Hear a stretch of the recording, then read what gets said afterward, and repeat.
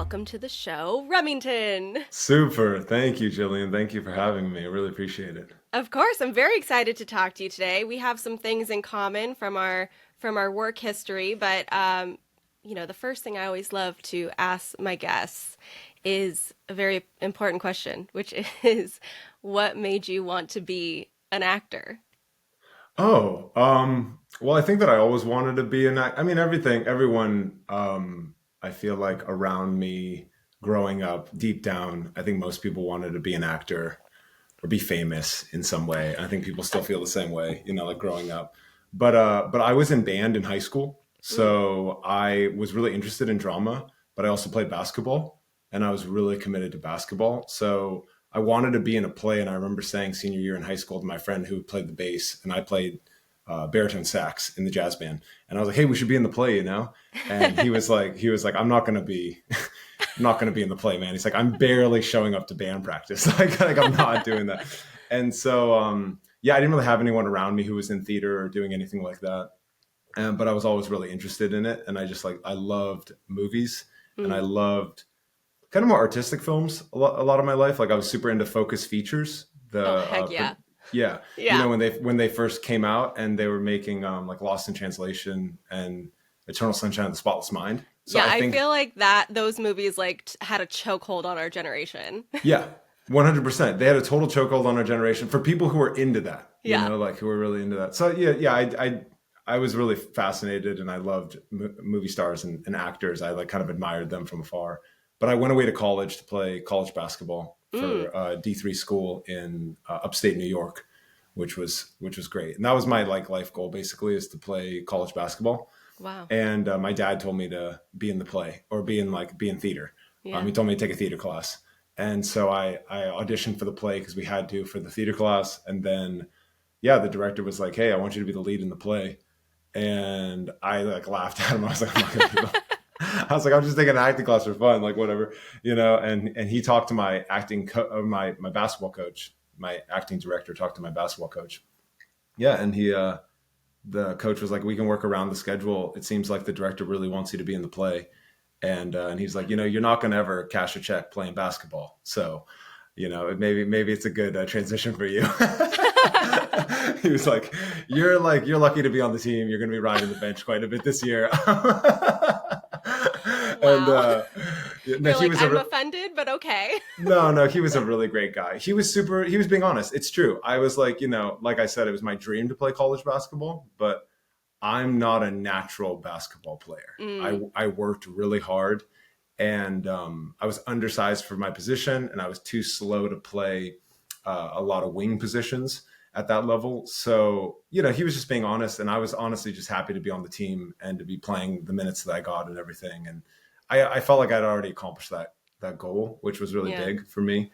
And then and then I was in the play, and we did Fat Pig by Neil LaBute, Oh, yes. which is a great play, or Neil LaBute. I don't know. Some people pronounce his name differently, but it's like a really good play. It's like it's Hmm. it's like four or five characters. It's kind of set in modern day. It's not overly theatrical in like it's not like pretending to be something weird kind of. It Hmm. just is. And I think I got it, and I just fell in love with it. I just was like in love with theater, and then I talked to the director, and he wanted me to go to New York and do summer stock and all that stuff, and that Wow. was his. And he was like, "You should stay here." He's like, "You should keep doing plays." He's all, "You should go to New York in the summer and do summer stock, and then you should kind of move to New York City and try to do Broadway and things like that." And I felt like I didn't have the chops for that, to be honest. I felt like I couldn't sing and dance, well enough to do that. So then I moved to LA after that, pretty much. Yeah, and then I pursued a career in acting since then. That's wild. I mean, props to your faculty members who you worked with for being so, just easy to do this. Like I feel like there's so many obstacles put in our way constantly, so it's so Mhm. nice to hear that both of your teachers were just like, "Yeah, we're going to find a way for you to do this because you're really good at this." Totally, totally. Yeah, I mean, I don't know if it was.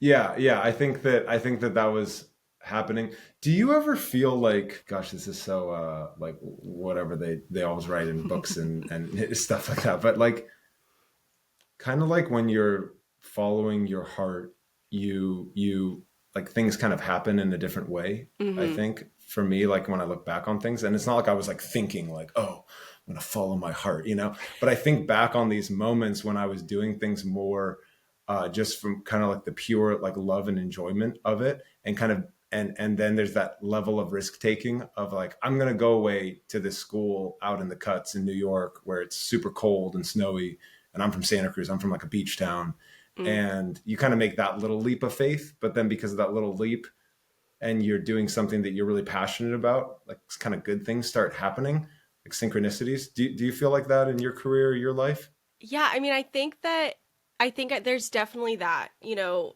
that leap of faith and making sure that you're constantly striving for what you want, right? Like I'm I've been an actor since I was 7. So for me there's not really I don't Yes. know a life outside of this, and thank God because I don't know that I want to. Yeah, but totally.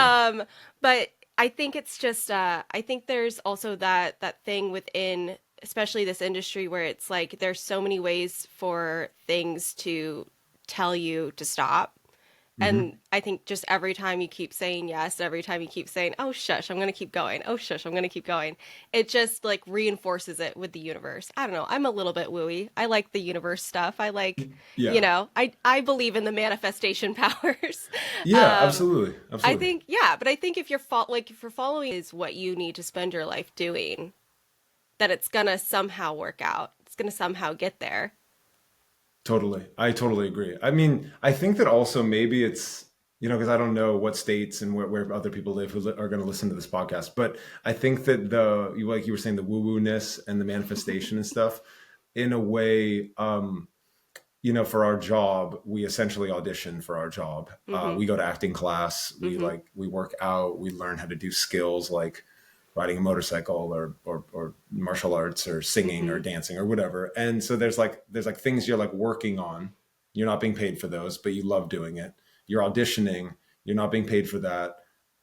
I don't think actors necessarily love auditioning, but it definitely is like it's the biggest part of our job, it seems like, for Yeah, the majority of actors. it is. And then you're like really trying your absolute best and putting really your heart and soul out there, because it's kind of like, I'm not doing this for, in a way, like of course we're doing it to like make money and be famous or whatever, quote unquote, but like we're kind of not at the same time. We're really Right. doing it just because we have to. It's like Yeah. I feel like if you're an actor, you have to do it. Like if you're a painter, you just have to paint. And people are like, oh man, how are you gonna make money painting, you know? You're like, I don't know, I have to I don't paint, know. I'm that's gonna all. do Like, it though. yeah. But you know, so I think at a certain point you start trying to like do anything you can to have an Hmm. edge, right? Yeah. And like things the ideas of manifestation, or like I like to study Kobe Bryant a lot. I really like the Mamba Mm. mentality, and and you know, you're like, and that's the thing about Kobe that I always enjoy hearing about, is the aspirational videos, at least not even him as a basketball player, but like his approach to basketball was, he was like, I'll do anything for an edge. I'll do anything. He would have his basketball coach walk the court for little divots in the court to figure out where there was like soft spots, because then he would Whoa. he would trap on defense, because it was more likely that the ball would like go off the offender's foot or something when he was dribbling, you know? And so his coach would go back to him and be like, hey, over here's a little soft spot. Over here, it's a little soft. And so then as the Kobe's playing, he's thinking like, and he's playing defense, drive the offensive player to that spot so they'll Hmm. turn the ball over.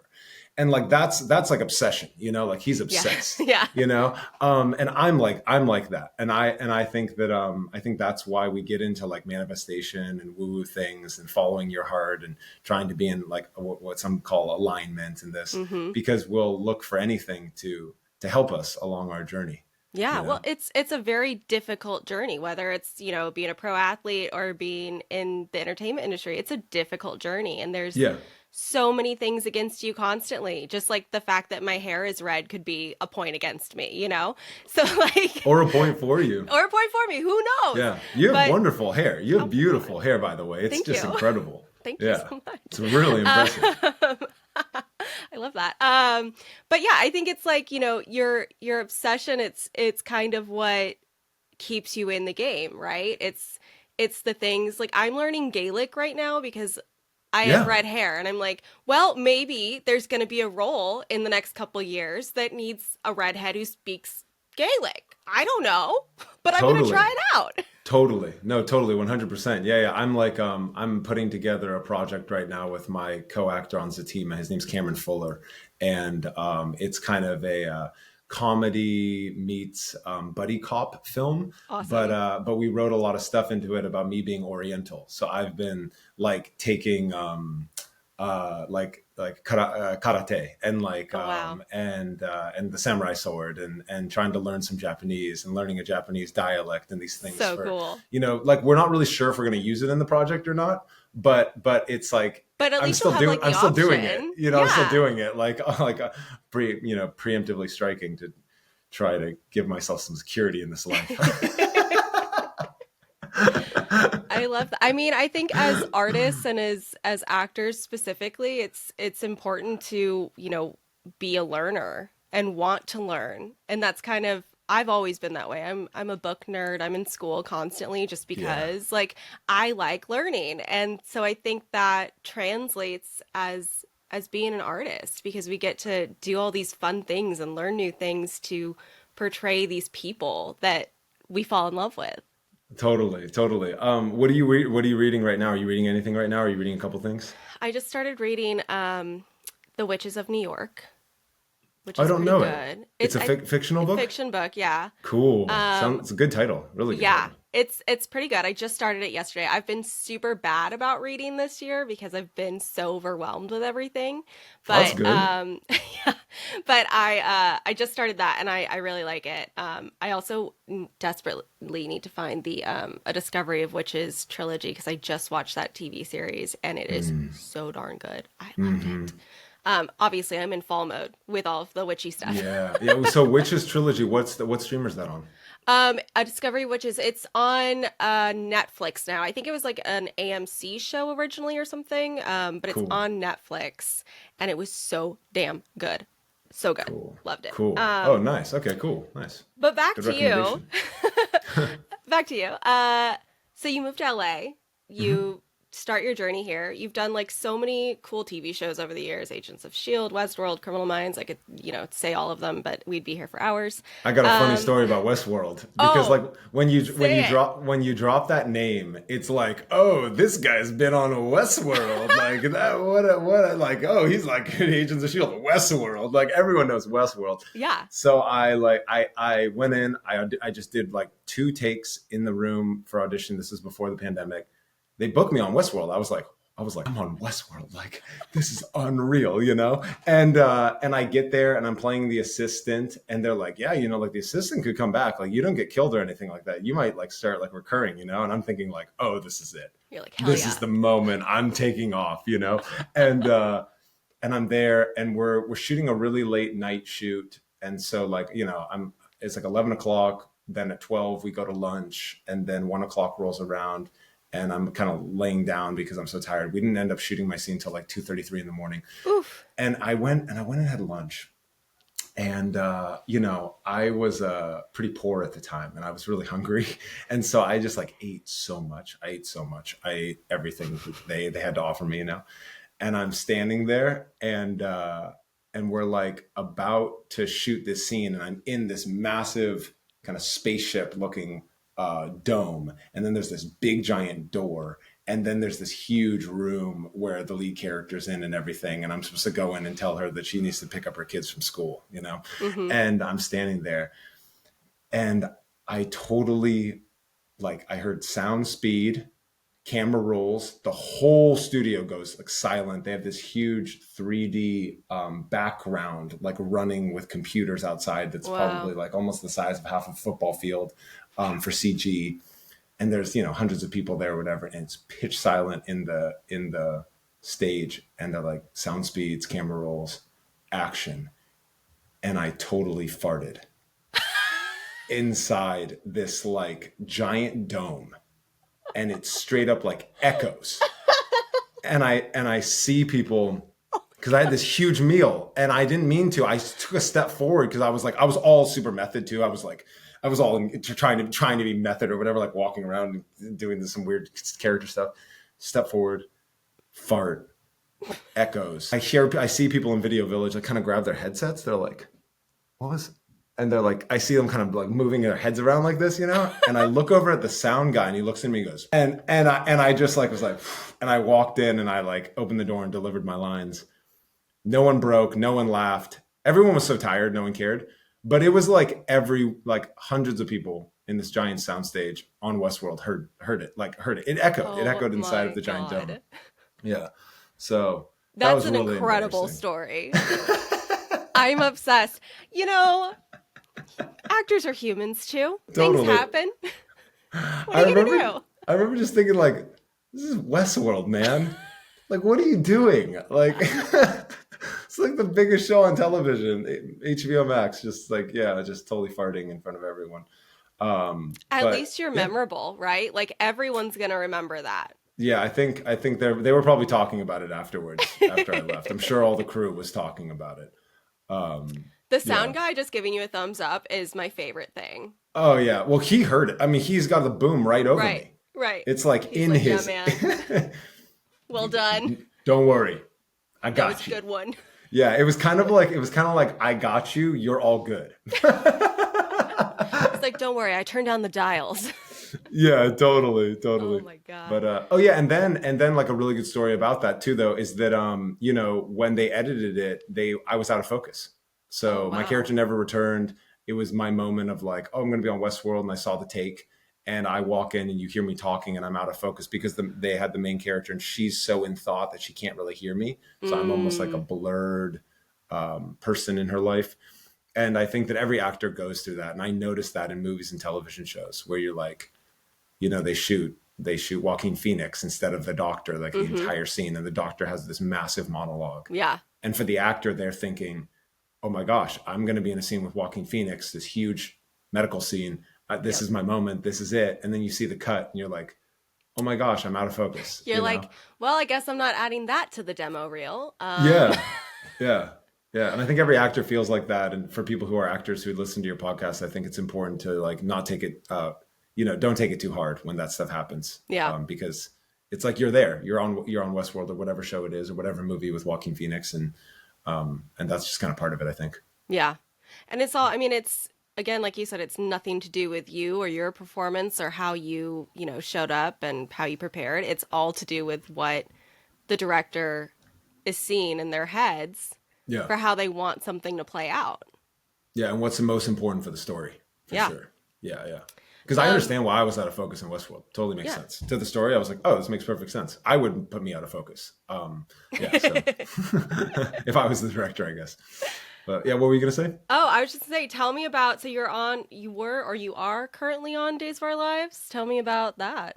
Oh yeah, so I did the ABC Showcase. Do you know what the Hmm. ABC Showcase is? Yeah, I've heard of it.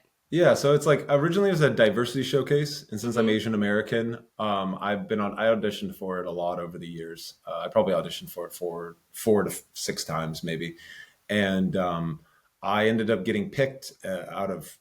It's kind of like thousands of people get picked, West Coast and East Coast, and so it was really a great experience. You basically get trained how to act at the ABC studios, and Mm. then like different acting classes like Tai Chi and improv and certain dramatic things. And the execs come from ABC, and they hang out with you a lot, and you do all these scenes, and then eventually you do like a big performance for all of the casting directors and producers and directors that are invited by the studio to the showcase. Mm. And so during that, I auditioned for Days of Our Lives, and I think it was helpful because I was acting a lot. I was like going out to ABC every day and doing, acting in front of studio execs kind of, and then they become like normal people, and then it's Right. not so scary. So I auditioned for Days of Our Lives, and it was for a web series, a side web series. I think it was like Chad and Abby Go to Paris or something like that. And they were like, "Hey, you might get moved on to the network show from this character." So I showed up, I did the scene, and then I got a call like a week later. They were like, "Hey, we're gonna write your character into the network show." So then I was on the show, and I would do like 7 to 12 episodes a year for maybe Mm. like 2 years. Just coming in kind of like being part of Demera Enterprises, which is kind of this legacy family in the show. And I would hire and fire people for Demera Enterprises. And I was Mr. Shin's like newest like member of the board, his son, who's a member of the board. And then they ended up writing my character a massive storyline, basically, and added my character and gave me a sister. And I was on the show for about a year and a half. I did about 100 episodes. And then, yeah, there was kind of basically like a change in everything, change in story, change in actors, change in budget. And so my character was killed off along with a lot of other characters and crew people too, which was tough for everyone, I think. Yikes. But I love Days of Our Lives. I loved being on Days of Our Lives. I feel like it's such a great training ground for an actor, and I was really honored to be on the show because it's such a legacy show as well. And I feel like I learned a lot, and it was so cool kind of going every day and feeling like in some way I felt like it was like low stakes, Mm-hmm. like I didn't feel like I felt pressure to do well for myself and for the executive producers that are hiring me essentially, but I didn't feel like I don't know, I just didn't feel like overwhelmed in any way. I just wanted to really do great work. And so it kind of felt like going to acting class, but you're in like wardrobe. You go through the whole experience every morning. You get in wardrobe. You're standing in front of about 20 people. There's 3 cameras rolling. You're dealing with like action, cut, retake. Someone messed up a line, retake. Dealing with directors giving you direction, producers giving you direction. Then like then working your way up so you can have a conversation about the direction. And all these things that I feel like I always wanted to learn in acting class or wanted to do in acting class. And I got to do that on Days of Our Lives, as well as like, have good scenes that I got to add to my reel, and I got to submit for the daytime Emmys and everything. And then, yeah, so my character died. And then I got brought back in the beginning of this year as a figment of Connie's imagination. And so I was like living in her mind. And that was really cool. And the fans really like that. I'm really close with a lot of the fans. So they still like write to me and I write back, and they're like, oh, when's Li Shin coming back on Days of Our Lives? Yeah. And then I haven't, I'm not working on the show right now, but I could always be called back pretty much to work on the show. And I would definitely work on it again if they called me back, because Days of Our Lives is awesome. So then everyone there's really, really nice and kind. Yeah, that was the big thing. They hire older people for crew, and they keep people on for crew, which is really, I think they do that on purpose. And I think that that's really something that needs to be noted about their executive team, that like, all the sound operators, camera operators, all these people, they've been working there for a really long time. They don't replace them with, younger people, which can happen in a lot of industries. And I think that needs to be noted, that their executive team does that. And I think that I always like admired that from a leadership perspective. I was on Days as a child. Oh my So gosh. maybe that's how we know each other. I'm not sure. But wait, so we have to talk about this. So you were originally hired to do the Chad and Abby go to Paris thing? Because I played Yes. Abby when she was like 11 to 13. Really? Yeah. Oh my gosh. How long were you on Days for? It was only like a year and a half or 2 years or something like that, because I was like they had a long storyline about the Salem serial killer, and they needed to age Abby just a little bit to have her be like more angry and crying all the time, which is essentially what I did on the entire show. I was just like yelling at Jennifer the entire Oh time. my gosh. That's heavy. That's heavy. That's heavy lifting. That's heavy and acting then lifting. and then they sent me to camp, and she came back as a 16-year-old. They did the soap opera rapid aging syndrome thing. So it was short, but it was, like you were saying, it's such a good boot camp for actors. You get to figure out how to do something how you want to do it in a single take. Yeah. You're getting this incredible experience of working creatively, yes, but also working in a fast pace. And I think especially nowadays with indie films and how quickly they shoot, it's such a good skill to have. I feel like so many of the best actors have had stints on soap operas. And it's, it's interesting because I think that people who have been on soap operas are so well trained in just showing up and doing the job. Yeah, absolutely. Yeah, it's very much showing up, doing the job. It's very much a job. It It's is. like it It's a starts job going job. at about 7 a.m. It ends at about 5 or 6, Yeah. and it goes 5 days a week. And it's just, yeah, exactly. It's a total job. Yeah. God, that's awesome. That's so great. We were both on Days. The Days of Our Lives family. Every once in a while I see like an article where it's like Google alerts will like alert me being like, where's Abby Demira now? I'm like, Girl, I don't know. There's been like 7 of us. What are you talking about? I don't know. It's literally the long line of lists of people who've played this role. Yeah. Yeah, totally. So we are at the part of the show where I like to ask my guests to share an audition story from their past. It can be something funny that's happened in the room. It can be the one that got away. Is there a story that you would like to share Yeah. with the listeners? Yeah, totally. I have a good story about an audition too, and it's also about like taking it, taking one on the chin. But I auditioned for a show. It was a big show that ended up getting picked up, and I think they did 1 or 2 seasons on one of the major streamers. And I sent my audition tape in. I was sending my audition to New York. This was actually also at the same time I booked Days of Our Lives, Oh my and was gosh. I was doing the ABC showcase at this time. I remember I was definitely doing the ABC showcase because the note back from so we didn't hear anything back. And then my manager asked my agent, was like, hey, ask him about Remington. And he was like, oh yeah, okay, I will. And then she kind of like was like, what? And then she's like, hey, what's going on, to my agent? My agent was like, yeah, we got really bad feedback actually. And I didn't really want to tell him. And she was like, what? And so she like, gets it out of my agent. She calls me.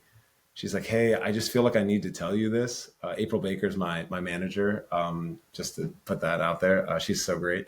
And she called me and she's like, I just need to tell you that we actually got really bad feedback on your audition. And I said, oh my gosh, really? And I was going to the YMCA to go shoot hoops, in the evening. And I stood outside. I remember standing outside the Y, and she was like, yeah, the casting director kind of said that you like were flat, that you are like not artistic, that you're like this like superficial, having no depth LA actor.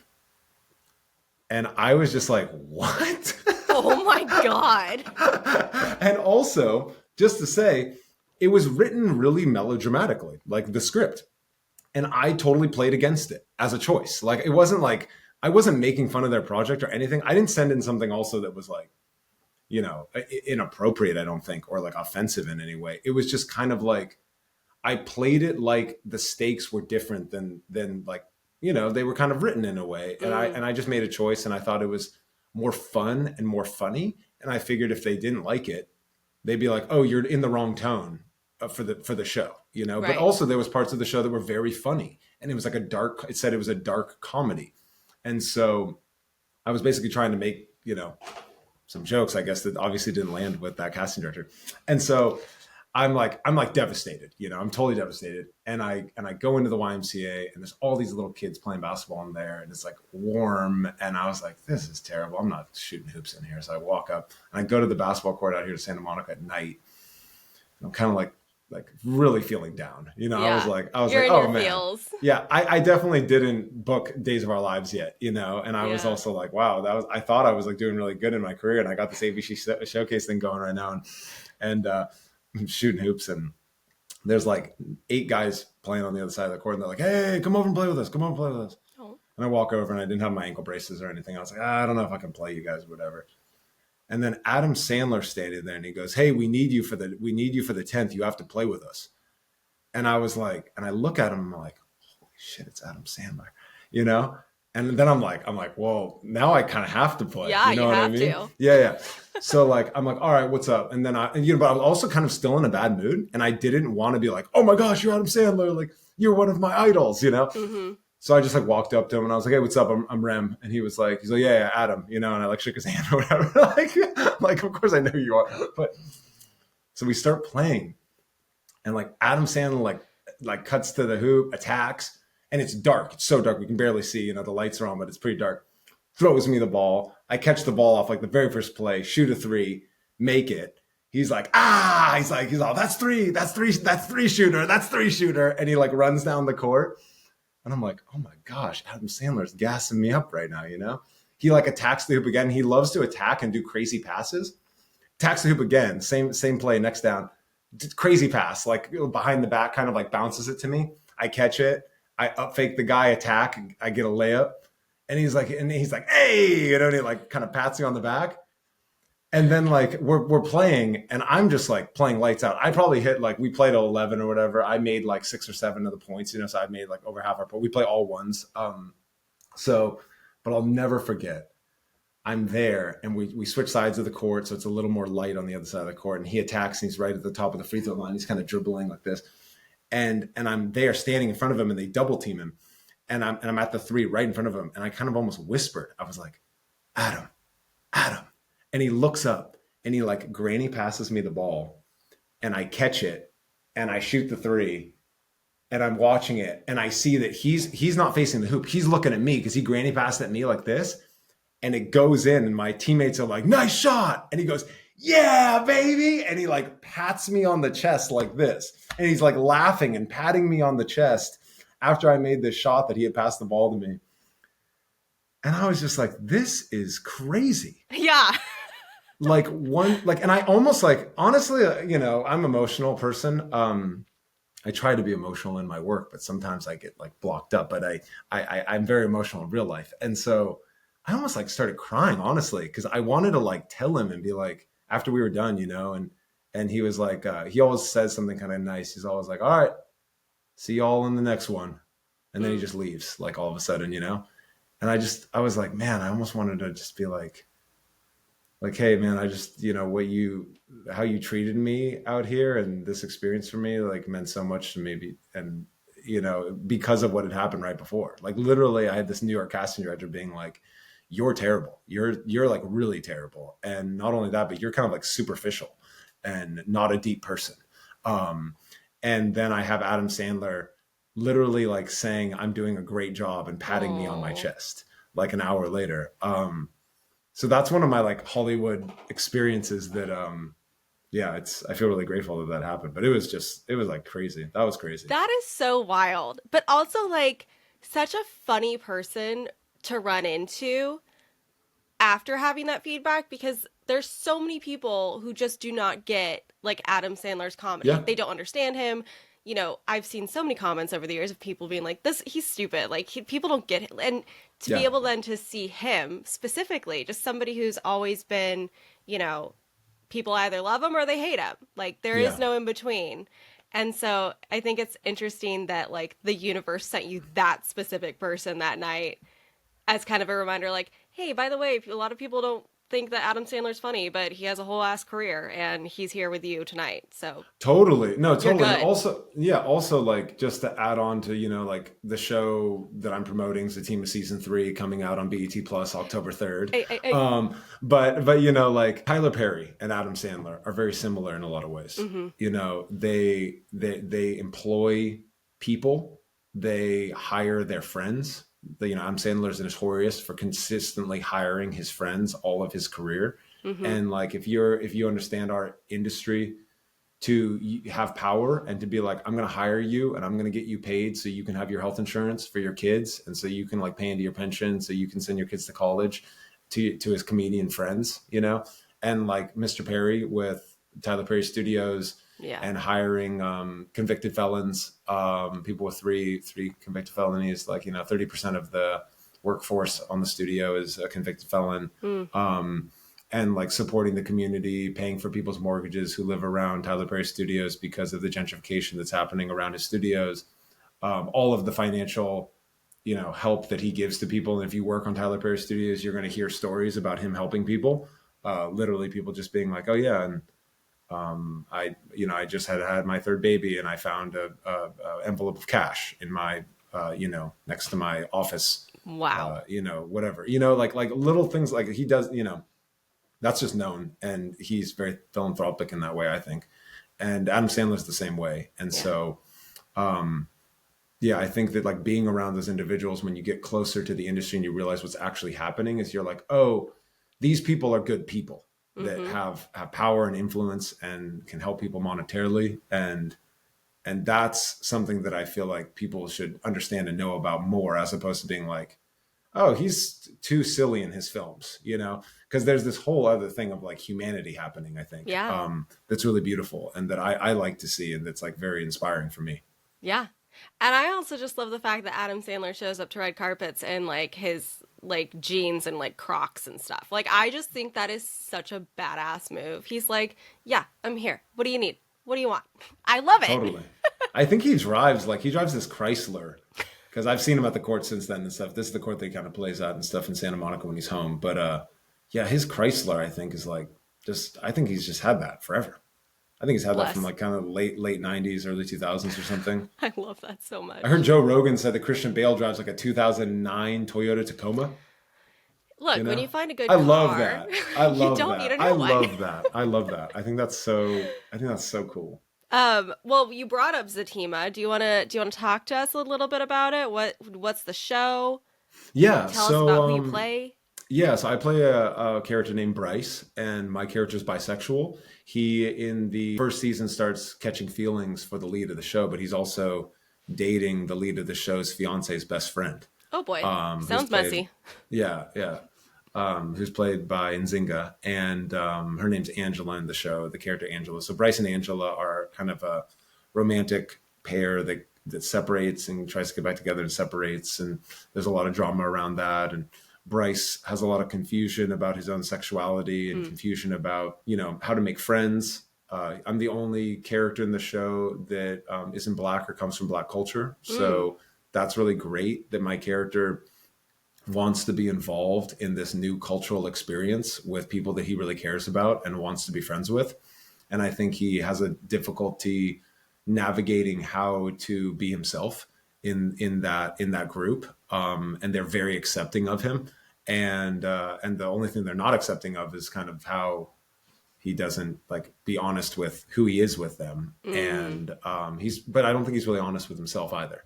Um, so I really enjoy playing the character. It's really dynamic, and the show's shot very similar to a soap opera. We shoot like one take. So a lot of times we don't do rehearsals.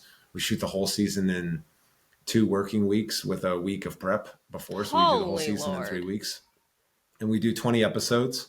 For the third season's coming out October 3rd on BET Plus, like I said, and that'll have 20 episodes. It's a part A and part B. They'll release 10 episodes, then 10 episodes later, maybe this year or early next year. And then that's the third season that's coming out. So we've already done one season. We've done 2 seasons on BET Plus, and then the third season's coming out at the beginning of this month. That is bonkers. I can't believe you do 20 episodes in 2 weeks. Yeah, it's really, really fast. And it's shot like I'd say it's shot like a soap opera, but I like the look of it because it's shot on location. Like it's on the Mm. studio lot, but we're not shooting on a soundstage. So we're like shooting inside of the houses that Mr. Perry built on the lot and everything. And we shoot with different cameras. So, Hmm. and it's very dramatic. It's a very dramatic show and it's a very funny show.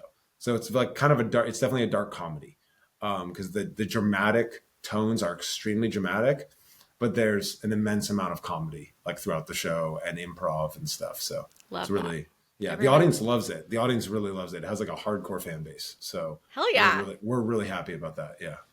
Everyone get your BET Plus subscription right now. Yeah. Get prepped. Well, before we go, I noticed that you have delved into directing and producing a little bit. I just wanted to hmm talk to you a little bit about that, how you've found your voice there, what you're working on, anything you want to plug. Totally. Yeah. No, I mean, I guess the project that I'm working on right now is a project I said with Cameron Fuller from Hmm. Zatima. And like I said, it's a buddy cop comedy, essentially, about an Asian American man and an African American man and their kind of cultural similarities and differences and wanting to assimilate with each other and their past with each other. And then they go on missions to save the world, essentially. So, but yeah, so that's going to be really cool. I'm not going to be directing that. I'm just producing it and going to be acting in it. And then I did my first short film by myself as a director, and I was also the camera operator slash DP. I shot it, like I had the camera on my back, and I didn't have any assistants or anything like that, except for we hired a sound person, and we did a short film called A Walk in West LA that went to film festivals, and that was great during the pandemic. Mm. And then I recently directed. It's kind of a proof of concept, low budget spec pilot. So it's a Awesome. pilot, and I directed that, and I also shot that. I hold the camera and shoot it and everything. And so we did that, and we're kind of shopping that around right now, and trying to see if anyone is interested in buying that or making it or changing it or giving us more money to shoot more episodes and things like that.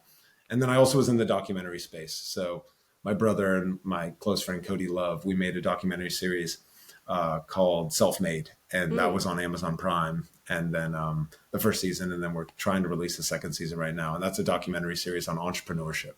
Oh, I love that. We interview different kind of like athletes, influencers, CEOs. The first season was all CEOs and partnerships of corporations, and asked them kind of about their personal definition of success and how they got to where they are now. Oh, that's so cool. Yeah, but I'm really interested in directing. I would like to direct. I would like to direct more, and you know, my big dream is to. I'm writing my own movie right now. I'm like writing a feature, and I'll direct that definitely. But I don't know when that'll end up happening because there's all these, you know, the other projects are happening and stuff. But that's a real big, you know, all the best American filmmakers, at least that's what they do. They write and direct their own things, and so then you can have a voice too. Yeah. Which is really cool. I've only directed things. I've never written and directed something, and I always end up rewriting a lot of stuff with the writer. So that'll be a really great experience to be able to do both of those things in the future. Oh, that's awesome! I can't wait. Yeah, thanks. I love it. Are you working on anything right now? Yes. Or like too many things to talk about? Too many things. I looked at my whiteboard that's sitting over there. Yeah. I don't know. I went to my physical yesterday, and my doctor was like, the reason you're so tired is because you're doing too much. So why don't you calm down a little bit? And I was like, I don't know how to do that. So we'll see. But yeah, I have a couple things that I've written that, you know, trying to see when we can shoot them and all that fun stuff. And I'm helping some other friends produce a feature. And so, you know, it's always something, right? I love it though. Beautiful. Nice. That's beautiful. Yeah.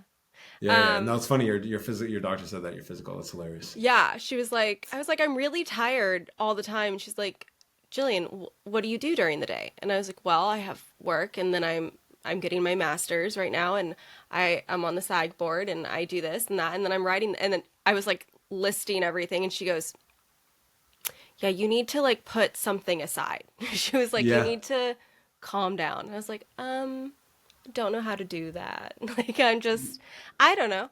I think when you it all goes back to what we were talking about at the very beginning. When you love something, it's like you're so obsessed with all of it that it's hard to stop. Yeah.